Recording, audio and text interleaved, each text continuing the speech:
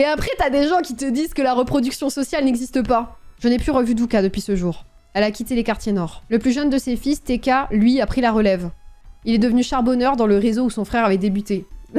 Et après, t'as des gens qui te disent que la reproduction sociale n'existe pas. Le déterminisme n'existe pas. 3 gamins, 3 dealers. Ils meurent les uns après les autres.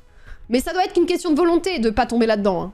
De motivation même, je dirais. Ça me rend ouf. En fait, tant qu'on croira que c'est une question de volonté et qu'il y a des gens qui ont la force de pas tomber là-dedans et que c'est un choix que de tomber là-dedans, on n'avancera pas à gauche. Une pensée peut-être encore un peu libérale qui traîne. De individuellement, quand même, ils auraient pu faire mieux, quoi.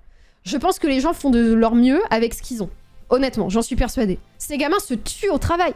Enfin, là, en plus, on parle de travailleurs. Ces gamins, ils s'arrachent pour avoir des sous pour leur famille, pour manger, pour que leurs frères et sœurs puissent avoir de la viande sur la table. C'est ça l'enjeu, en fait. Ils ne supporteraient pas de rester chez eux, à galérer à l'école, à subir des violences à l'école, et de rien bouffer, de l'impression de rien faire pour leur famille. Eux, ils pensent qu'ils aident leur famille en faisant ça. C'est terrible, en fait.